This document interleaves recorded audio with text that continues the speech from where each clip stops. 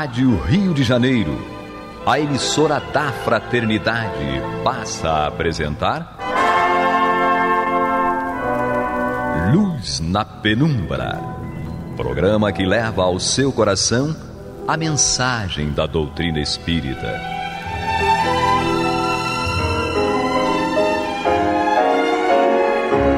E com vocês, João Nogueira, para estudos de obras póstumas de Allan Kardec.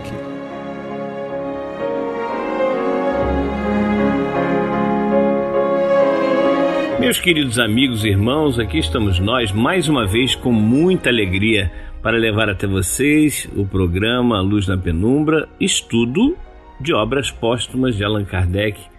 E nós hoje damos continuidade na sequência natural do livro Obras Póstumas, já que na semana passada nós transmitimos uma reprise.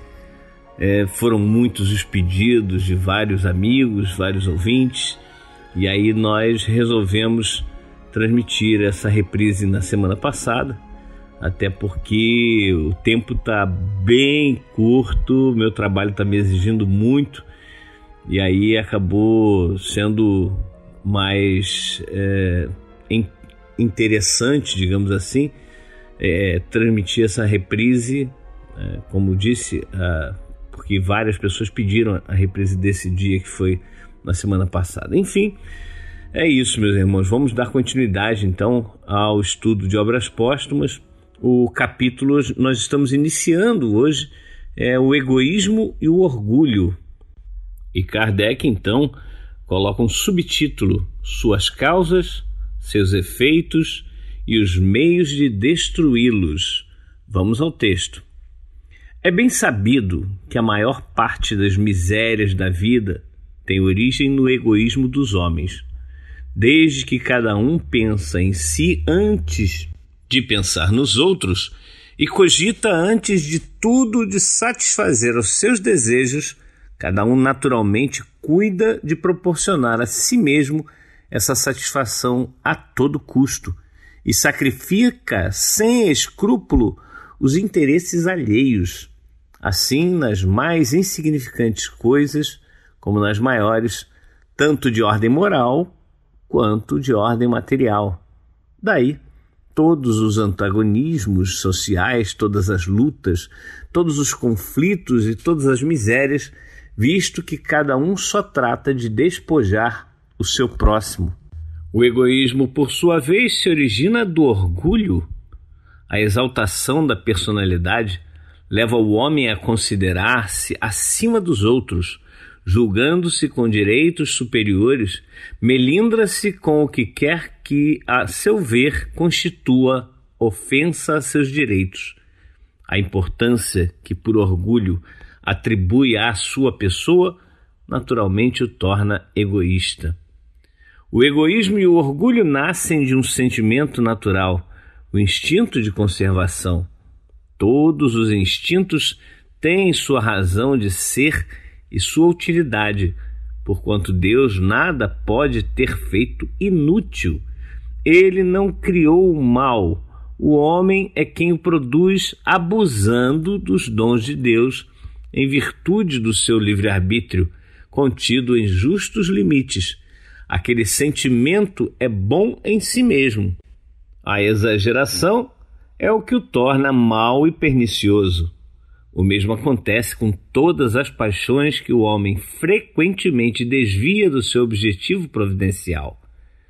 Ele não foi criado egoísta nem orgulhoso por Deus, que o criou simples e ignorante. O homem é que se fez egoísta e orgulhoso, exagerando o instinto que Deus lhe outorgou para sua conservação. E aqui nós podemos comentar primeiramente que Kardec está nos mostrando que os seres humanos ainda são muito egoístas, e esse egoísmo é a intenção de tudo fazer para si de bom, para si e para os seus, e para os demais nada de bom, não precisa. Afinal de contas, como diz aquele ditado popular, farinha pouca, meu pirão primeiro. Então, o dia que os homens olharem os demais como seus iguais, realmente as coisas vão funcionar. Mas hoje o que nós vemos, o que nós percebemos ainda é o ser humano sendo muito, a palavra correta a ser usada é egoísta, porque tudo faz para se beneficiar. E se alguém prejudica esse benefício, ele vai às raias da loucura. Tem a possibilidade, inclusive, de exterminar o seu adversário. Quantas e quantas mortes nós vemos aí serem noticiadas por conta de um egoísmo exacerbado, pessoas que querem o que é dos outros, ou pessoas que estão, de alguma forma, comercializando algo ilegal e são denunciadas, e ao invés de se retratarem, ao invés de se corrigirem, ao contrário, vão e tentam exterminar ou até exterminam esses seus adversários. Então, nós precisamos ter um olhar muito claro de nós mesmos. O que é que nós estamos fazendo? Como é que nós estamos agindo? Será que eu estou sendo verdadeiramente cristão? Será que eu estou sendo verdadeiramente espírita? Então, a gente precisa pensar na definição de espírita dada por Kardec.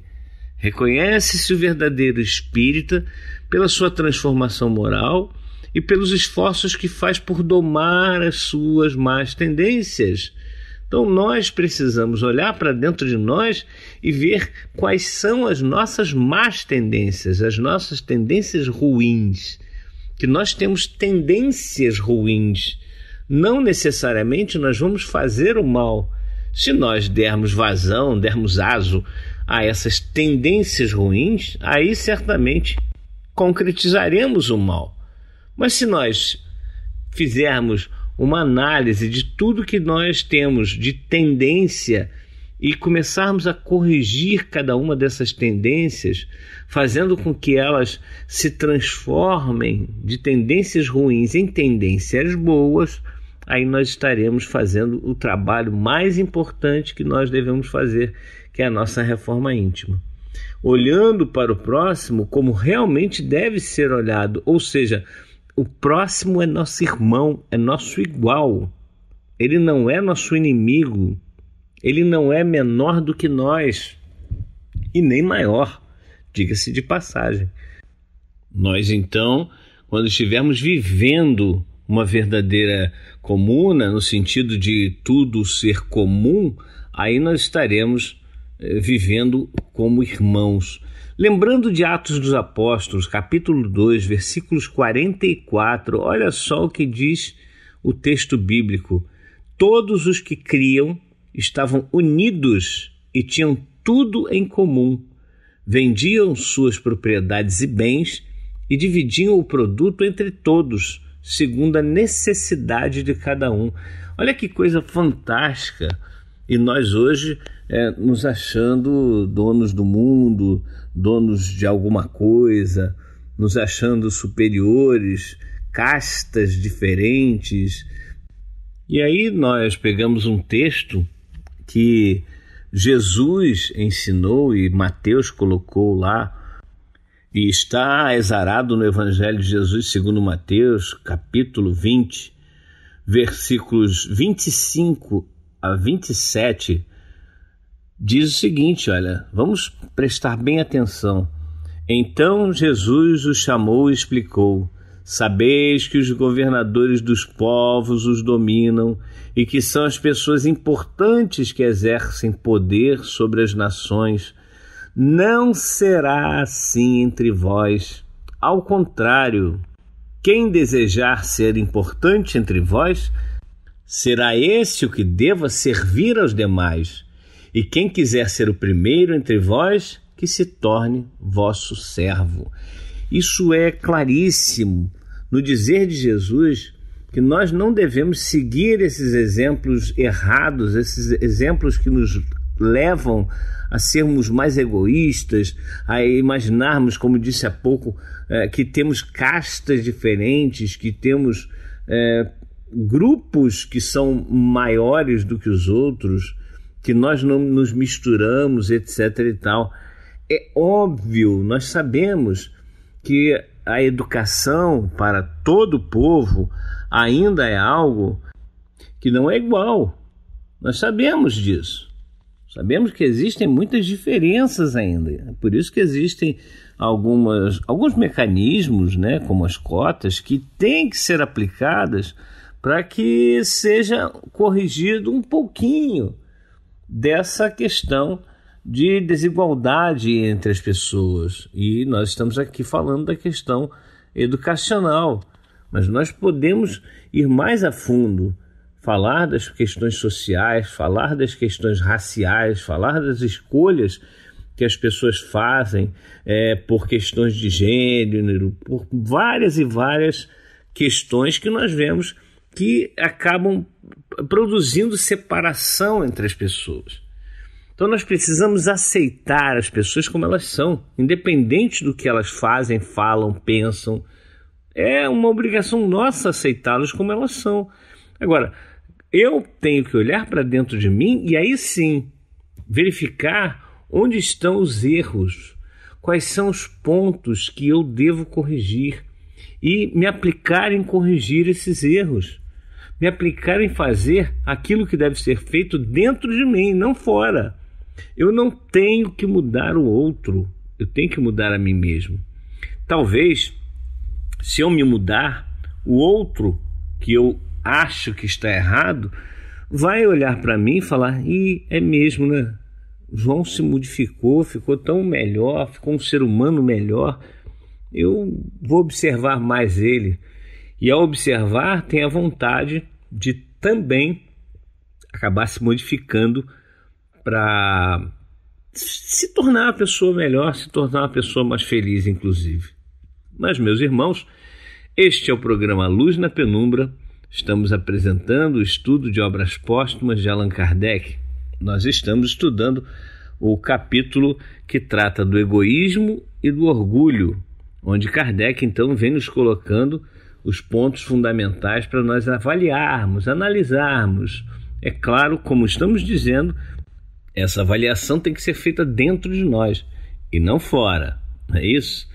Mas então vamos dar continuidade à leitura do texto de Kardec e para tentar entender o que ele fala. Aliás, antes de dar continuidade, é interessante esse trecho quando Kardec fala que Deus não criou o mal, mas ele fala ao mesmo tempo, olha só que coisa interessante, a exageração é o que torna mal e pernicioso. Contido em justos limites, aquele sentimento é bom em si mesmo. O que acontece é que nós temos pontos, nós temos ações, nós temos atitudes que nós tomamos fora do contexto, fora das nossas necessidades. Nós antes, há muitos e muitos milênios, nós tínhamos necessidade de matar para preservar a nossa família, para preservar a nossa vida. E hoje a necessidade de matar não existe. É óbvio que nós temos aí ainda a alimentação animal e um dia, quem sabe, né? Quando será, mas um dia nós não teremos mais a necessidade de alimentação material. E não é só a alimentação animal, mas sim a alimentação material de qualquer tipo. Nós conseguiremos, o nosso organismo físico, ele será tão sutil que não necessitará mais de alimentos físicos.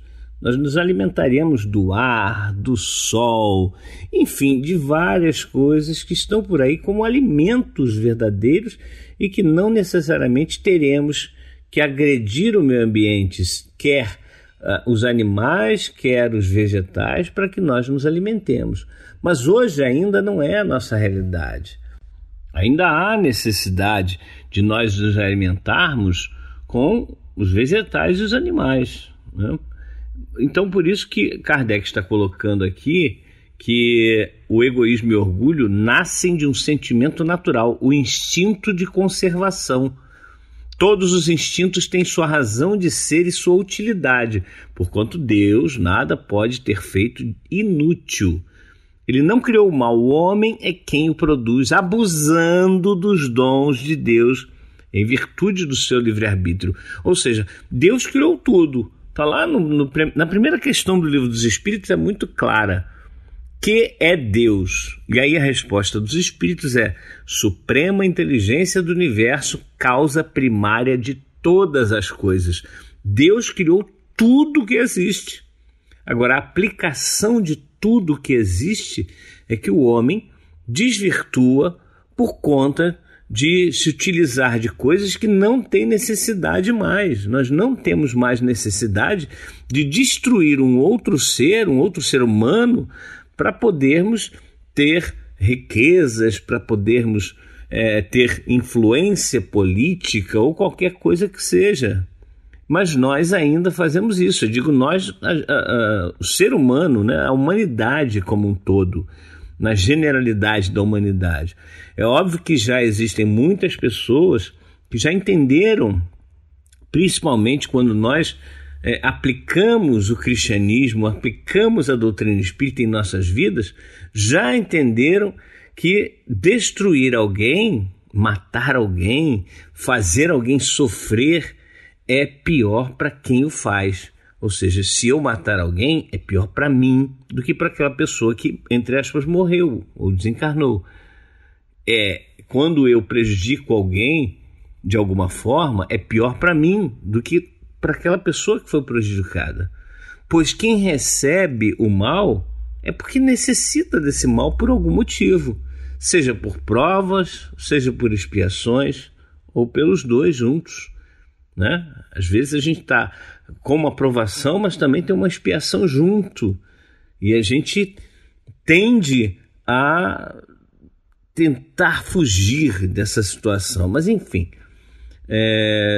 vamos voltar aqui ao texto. Kardec então continua dizendo o seguinte: não podem os homens ser felizes se não viverem em paz, isto é, se não os animar um sentimento de benevolência, de indulgência e de condescendência recíprocas. Numa palavra, enquanto procurarem esmagar-se uns aos outros.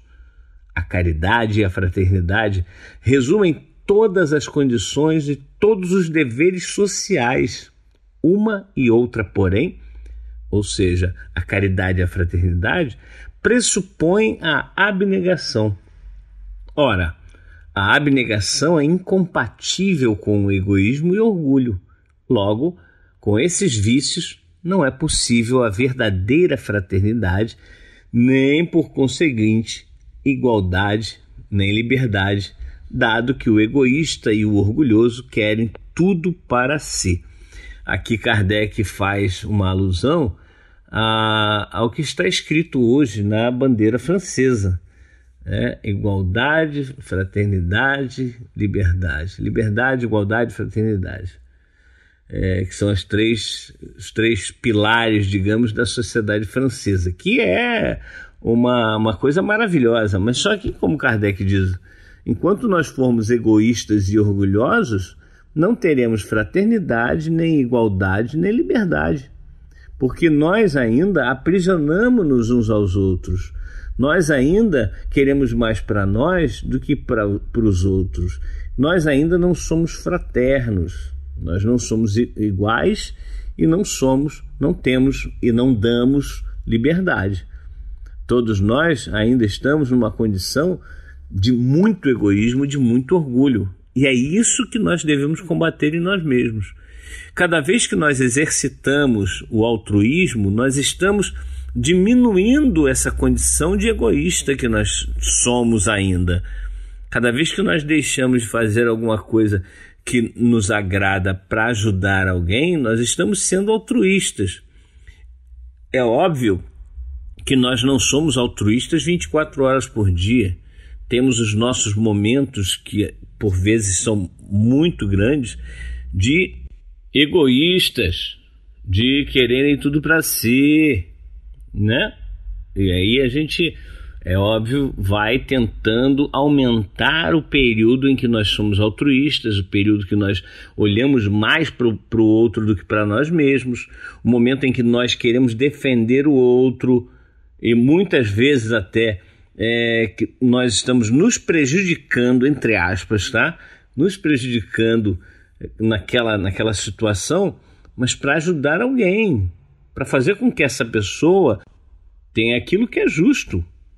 Nós precisamos defender a justiça, defender essas 3 palavrinhas aqui: fraternidade, igualdade e liberdade. Vamos concluir aqui esse trecho de Kardec, mais uma vez lembrando, estamos estudando no livro Obras Póstumas o capítulo Egoísmo e o Orgulho. Então, continuando o texto de Kardec. Eles serão sempre os vermes roedores de todas as instituições progressistas. Enquanto dominarem, ruirão aos seus golpes os mais generosos sistemas sociais, os mais sabiamente combinados. É belo, sem dúvida, proclamar-se o reinado da fraternidade, mas para que fazê-lo se uma causa destrutiva existe?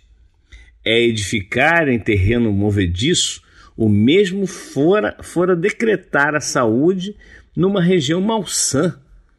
Em tal região, para que os homens passem bem, não bastará se mandem médicos, pois que estes morrerão como os outros. Insta a destruir as causas da insalubridade. Para que os homens vivam na terra como irmãos, não basta se lhes deem lições de moral. Importa destruir as causas de antagonismo, atacar a raiz do mal, o orgulho e o egoísmo. É absolutamente fundamental que nós possamos entender esse texto de Kardec para que a raiz do mal possa ser extinta. Qual é a raiz do mal? O egoísmo e o orgulho, ou o orgulho e o egoísmo. Nós precisamos ver que em muitas ações nossas nós estamos aí com o egoísmo, com o orgulho exacerbados. E isso impede que realmente nós destruamos a raiz, essa raiz maléfica. Nós não podemos, não temos como ter um planeta de regeneração se nós continuarmos insistindo nos mesmos males, nos mesmos erros. E nós continuamos insistindo nos mesmos erros. Tem uma frase muito repetida, aí, principalmente nas redes sociais, que diz: como é que nós podemos alcançar um resultado diferente fazendo sempre as mesmas coisas? Então, se nós estamos aqui vendo, né, Kardec está nos alertando que enquanto nós formos egoístas e orgulhosos, nós não teremos um planeta reformado. Aí nós ficamos sonhando com um planeta de regeneração. Mas esse planeta de regeneração, ele não vem de fora para dentro. Ele é uma construção íntima que cada um de nós tem que fazer em si, e aí o conjunto dos seres, fazendo cada um a sua parte, vai realmente transformar esse planeta. Vai transformar o planeta de provas e expiações em um planeta de regeneração. Agora, não vamos esperar aquela história de um passe de mágica, que há 2000 anos alguns discípulos não entenderam a missão de Jesus, e aí por isso ele foi preso, ele foi massacrado e foi morto, porque achavam que ele vinha para destruir o Império Romano, para libertar o povo judeu do jugo romano, da escravidão romana. E não era isso. Não era um rei, ele não ia ser proclamado um rei dos judeus fisicamente, mas sim espiritualmente, moralmente. Hoje nós estamos fazendo a mesma coisa. Esperamos o planeta de regeneração vir como um toque de mágica, como Jesus de repente faz uma mágica e pronto. Dormimos no planeta de provas e expiações e acordamos no planeta de regeneração. Enfim, meus irmãos, vamos parando por aqui. No próximo programa esperamos todos vocês novamente. Até lá.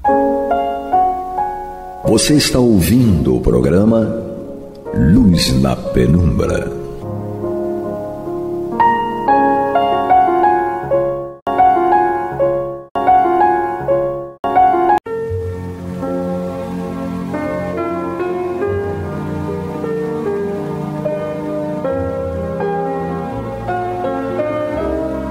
A Rádio Rio de Janeiro está levando ao seu lar e ao seu coração a mensagem consoladora da doutrina espírita, através do programa Luz na Penumbra.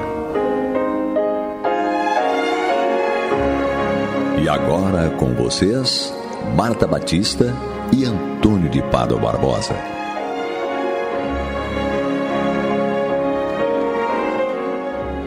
Boa noite, amigos e amigas. Nós estamos juntos em mais um programa Luz na Penumbra, dando prosseguimento ao estudo de O Evangelho segundo o Espiritismo, que já está no seu capítulo 28, Coletânea de Preces Espíritas. Nós estamos dando prosseguimento ao estudo de segunda-feira, no qual nós desenvolvemos ainda no item que trata das preces gerais, preces nas reuniões espíritas. Fizemos os itens 4 e 5, que envolviam o prefácio. E hoje, o nosso querido Antônio de Pádua está aqui, como em toda semana, para desenvolver os itens subsequentes que tratam das preces propriamente ditas. Prece para o início da reunião e prece para o fim da reunião. Nós vamos realizar essa tarefa contando também não só com a presença do nosso querido Antônio de Pádua, mas também do nosso querido Pablo, na técnica, nos dando suporte. E eu vou dar boa noite a Antônio e pedir a ele que inicie os comentários e as reflexões sobre esse tema da prece nas reuniões espíritas. Boa noite, Antônio. Boa noite, Marta. Boa noite a todos. Exatamente, Marta. Nós já estudamos no outro programa o prefácio trazido por Allan Kardec a respeito da reunião espírita, e demonstrando que é muito importante fazer-se uma prece, até para que o ambiente fique propício ao que vai desenrolar depois na reunião.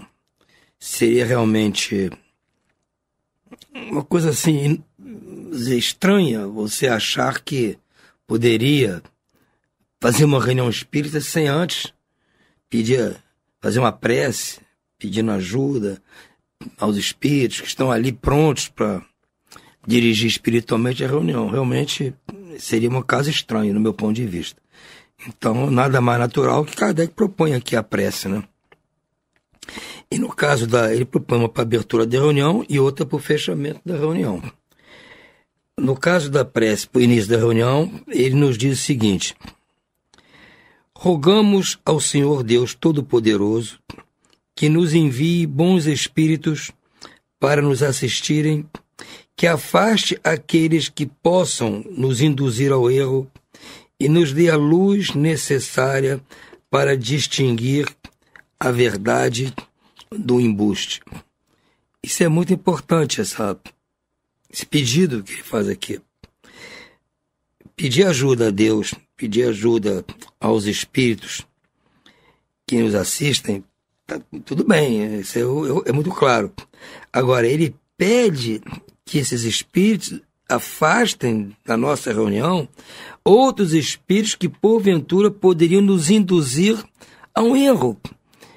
E nós que estamos fisicamente, vamos dizer assim, como viventes aqui do planeta, participando da reunião, sabemos das nossas limitações com relação a quem está presente, das mensagens que manda. Então, nós temos que ter humildade bastante para reconhecer que não temos condição de separar as coisas, né? Então, ele fala aqui que nos dê a luz necessária, ou seja, o discernimento, o entendimento necessário para distinguir a verdade do embuste, porque com certeza nós vamos estar sujeitos ao embuste, a manifestações assim mal intencionadas, até por questões de simples ignorância ou por malevolência, não importa. Nós estamos sujeitos a isso. E só podemos estar prevenidos e defensivos quanto a isso com a ajuda dos espíritos. Por isso é que eu insisto. Acho estranho que a gente possa fazer uma reunião espírita sem antes pedir a concorrência dos bons espíritos. Pede também Kardec aqui: afasta também, Senhor, os espíritos mal intencionados, encarnados e desencarnados, que poderiam tentar lançar a desunião entre nós, nos desviar da caridade e do amor ao próximo. Se alguns deles procurarem se introduzir aqui, faz com que não tenham entrada no coração de nenhum de nós. Segue ele na prece pedindo ajuda, proteção de todo lado possível, para evitar que espíritos mal intencionados ou desavisados ou de brincalhões possam estar presentes ali e desvirtuar o rumo, a intenção, o objetivo da reunião. Que toda reunião espírita pressupõe-se que é uma reunião de caridade. Não é verdade? Que o ensino é uma caridade. O aprendizado é uma forma de receber caridade. Tanto para nós encarnados quanto para os desencarnados. Sem contar as outras ajudas, até materiais, que se produzem numa reunião. Então, qualquer coisa que venha atrapalhar é preciso ser afastada. Como eu disse, nós não temos condição de sozinhos fazer isso, precisamos da ajuda desses espíritos. Segue então Kardec. Bons espíritos que vos dignais vir nos instruir, tornai-nos dóceis aos vossos conselhos. Livrai-nos de qualquer pensamento de egoísmo, de orgulho, de ciúme e de inveja. Inspirai-nos a indulgência e a benevolência para com nossos semelhantes, presentes ou ausentes, amigos ou inimigos. Fazei, enfim, que pelos sentimentos de que nos achemos possuídos, reconheçamos a vossa salutar influência. Mais uma vez, humildemente, está pedindo ajuda aqui aos bons espíritos, para livrar também não só a presença de nós, da presença desses espíritos mal intencionados, mas livrar de nós mesmos os nossos maus pensamentos. E não é só a presença de espíritos mal intencionados que podem atrapalhar a reunião. Os nossos maus pensamentos, com certeza, também podem atrapalhar.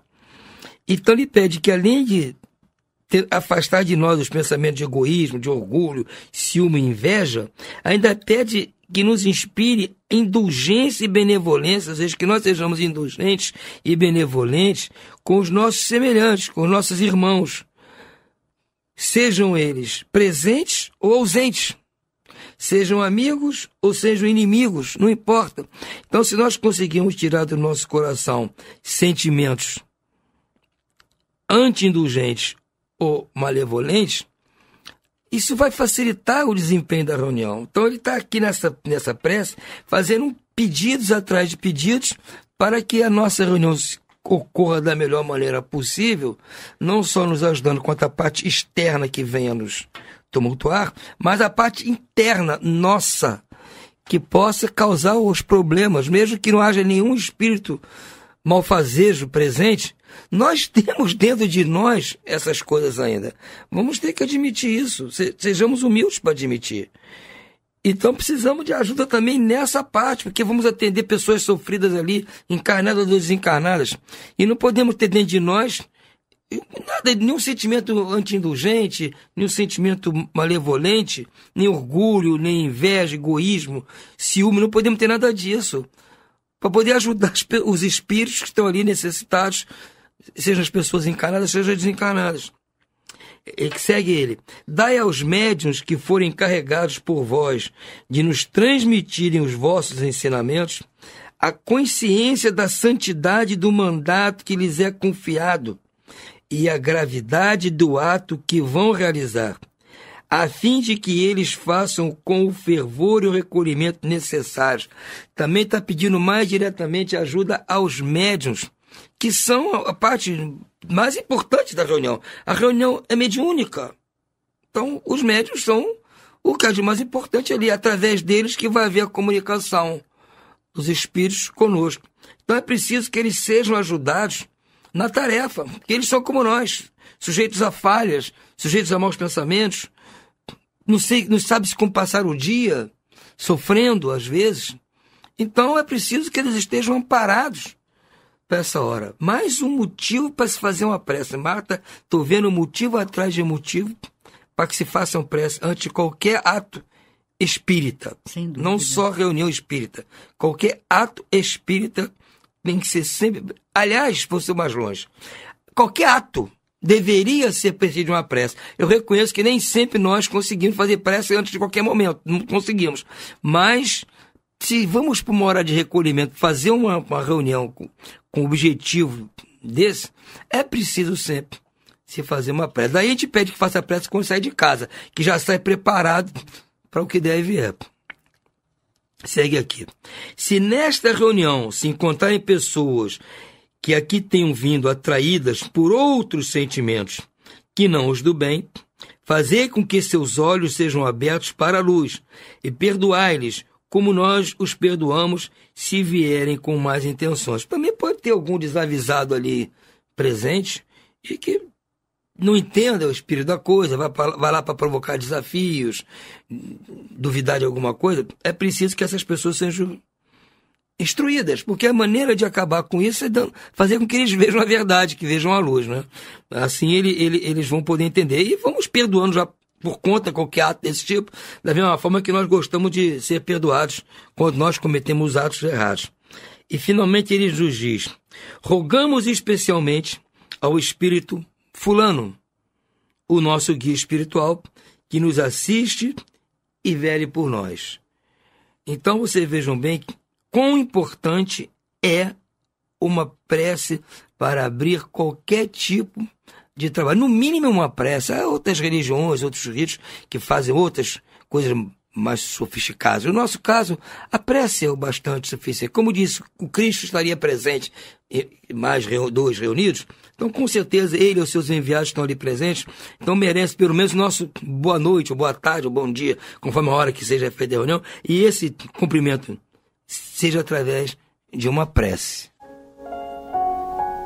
Você está ouvindo pela Rádio Rio de Janeiro o programa Luz na Penumbra, com o estudo de O Evangelho segundo o Espiritismo, na apresentação de Marta Batista e Antônio Barbosa.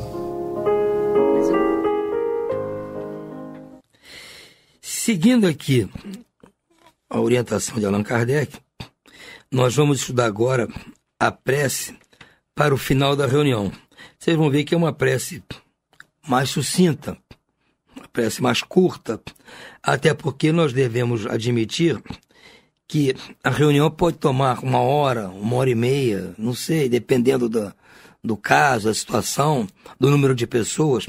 Então, às vezes pode ser muito exaustiva, fisicamente, até para os médiuns que estão ali se doando, ou para a pessoa que vai participar da parte de orientar os espíritos mais ignorantes que se apresentam ali. Essas pessoas podem estar mais cansadas, até como eu disse, elas às vezes vieram do trabalho. Normalmente, as reuniões são feitas durante a noite, porque a maioria das pessoas trabalha.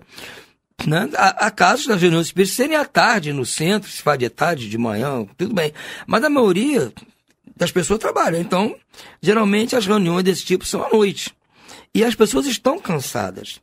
E vão para a reunião para se doar, para ajudar, para trabalhar. E cansam mais ainda. Então, não seria uma coisa muito lógica fazer uma prece longa para encerrar. E ali nós não vamos pedir mais nada, no caso, para a reunião. Nós vamos agradecer o que a reunião nos proporcionou.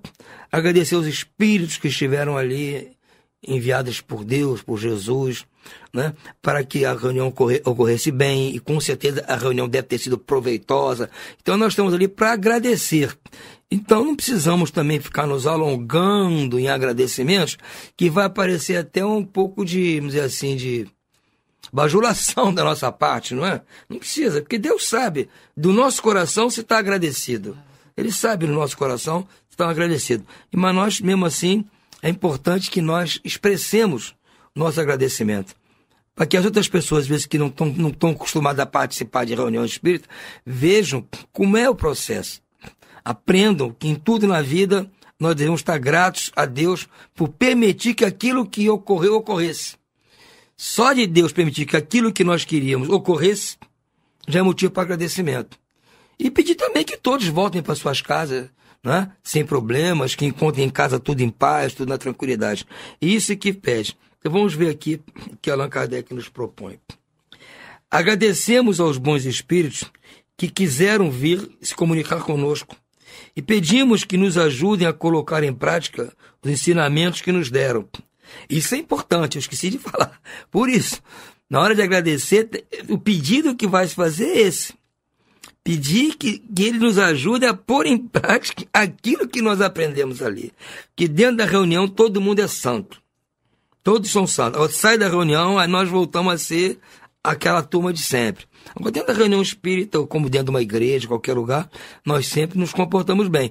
Inclusive, nossos pensamentos são os melhores. Nossas intenções de fazer aquilo que nos foi ensinado naquele lugar são as melhores e as maiores possíveis. Mas, na prática, a gente sabe que não é assim, né? Na prática, aqui fora, o bicho pega. Então, é preciso a ajuda desses espíritos que foram lá tão, vamos dizer assim, dedicados nos ensinarem, que eles continuem com essa dedicação, nos ajudando a pôr em prática aquilo que eles querem que a gente aprenda.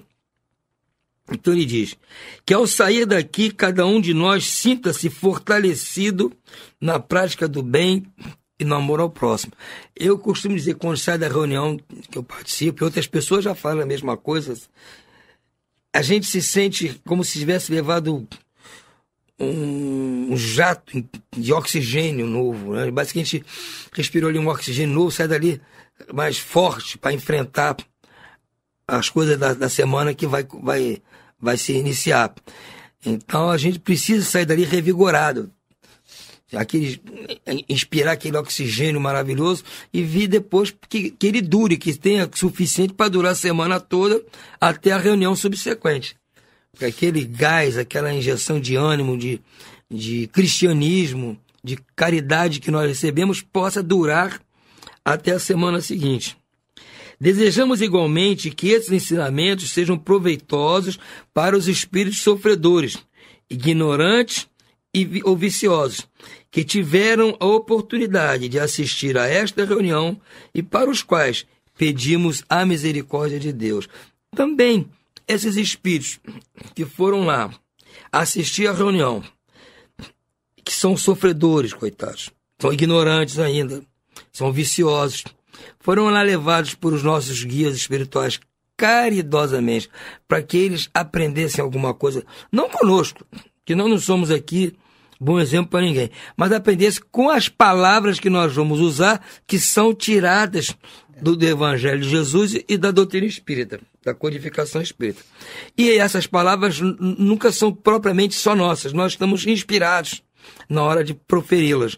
Então, e esses espíritos, coitados, eles só conseguem entender assim, a voz direta. E os espíritos não conseguem falar para eles, espiritualmente falando, porque eles não têm essa sintonia. Então é preciso que alguém como nós vá falar. E os espíritos vão nos ajudar, então, a falar o que é o certo. Então, essas palavras que nós proferimos não são necessariamente do nosso alvitre, não são. São palavras inspiradas, mas são boas para esses espíritos. Então, que eles consigam entender isso. Consigam essas palavras modificar alguma coisa na cabeça deles, que eles possam, daí para frente, ter até facilidade para ouvir direto dos espíritos conselheiros, os bons conselhos. Não é? Então, nós temos que pedir, no fim da reunião, isso, que aqueles coitados que foram lá, e não só eles, mas também aqueles que são encarnados, mas também estão precisando, que precisam tanto quanto nós. Né? Nós já recebemos tanto dessas reuniões, recebemos tanto das reuniões que participamos, e está na hora de passar um pouquinho. Então, esse pouco que a gente possa passar seja realmente de utilidade para as pessoas que vão lá, que elas realmente entendam que a doutrina espírita é um processo em evolução, é um processo se desenvolvendo. Não é, às vezes, como muitas pessoas pensam, uma coisa estanque, estática, Você vai lá toda semana, faz aquilo, segue direitinho todos aqueles trâmites e está com o seu dever cumprido. Não é assim. Por isso que as pessoas vão ao mesmo reunião há 20, 30 anos, estudam a mesma coisa e ficam indo, continuam indo, porque não, é uma coisa dinâmica. Sempre está se aprendendo coisas novas, mesmo que o estudo seja o mesmo. Vamos pensar as expressas espíritas. Em 20 anos nós já vivemos isso aqui pelo menos umas 10 vezes, não sei. E sempre há coisas novas para se aprender. Então não é uma coisa estanque, se aprendeu.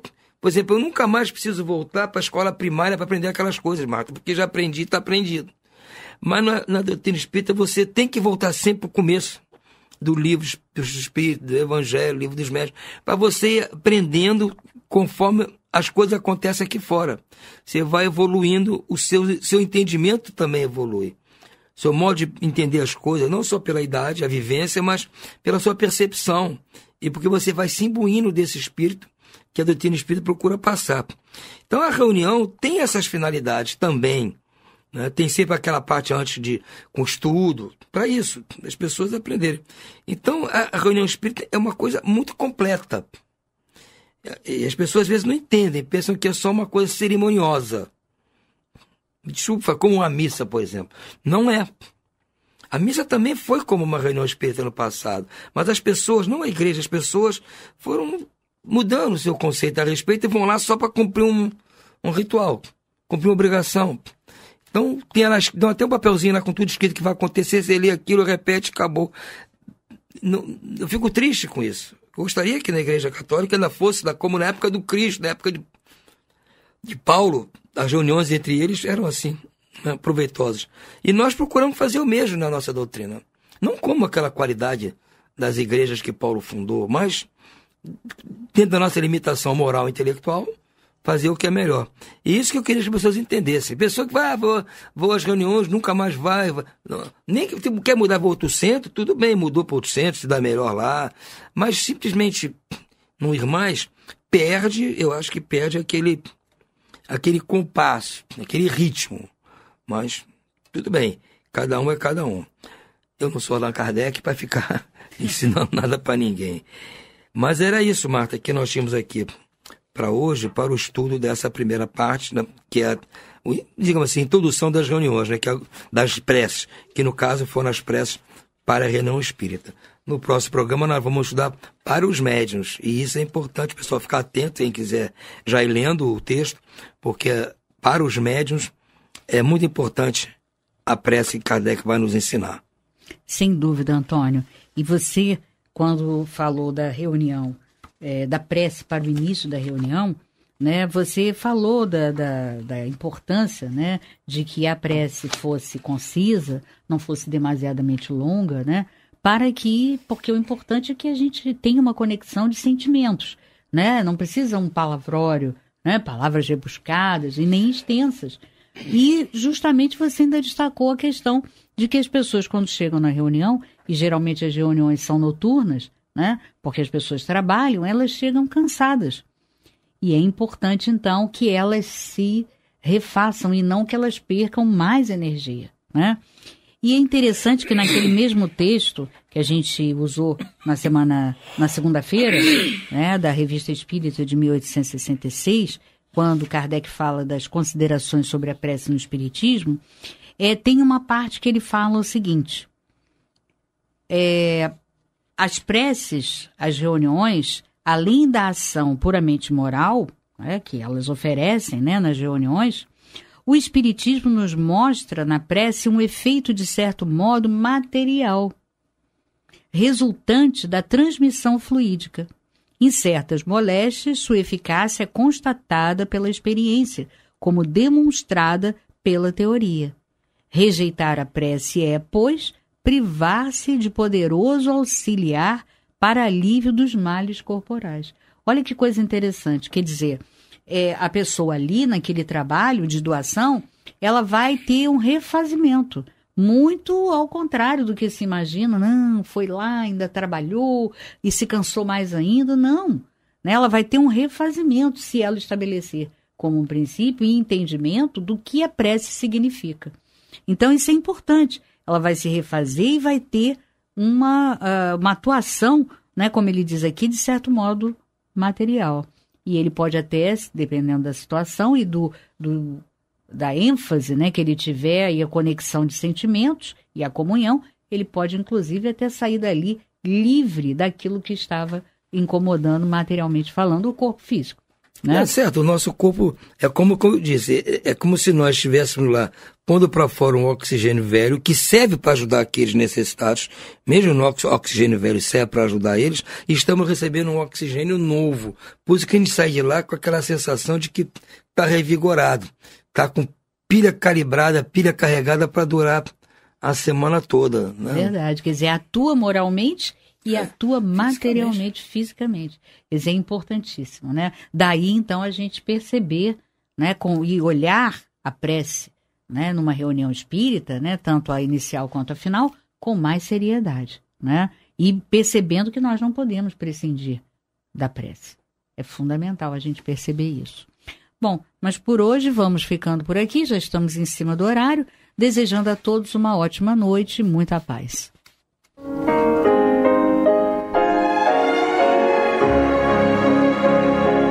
E vamos ouvir agora a prece de encerramento de nosso programa, na voz de Geraldo de Aquino.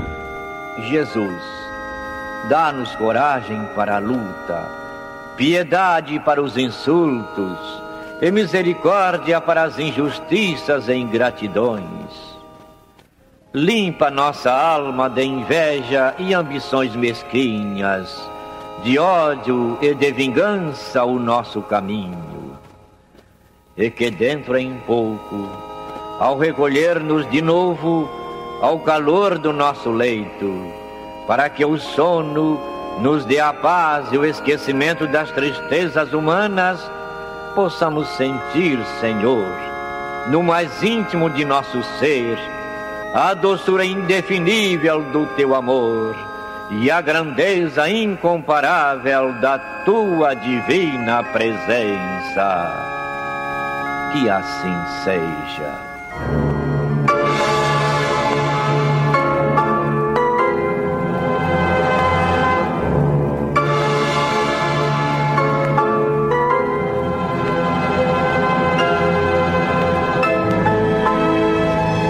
Acabamos de apresentar o programa Luz na Penumbra, que voltará a ser apresentado amanhã às 21 horas nesta emissora.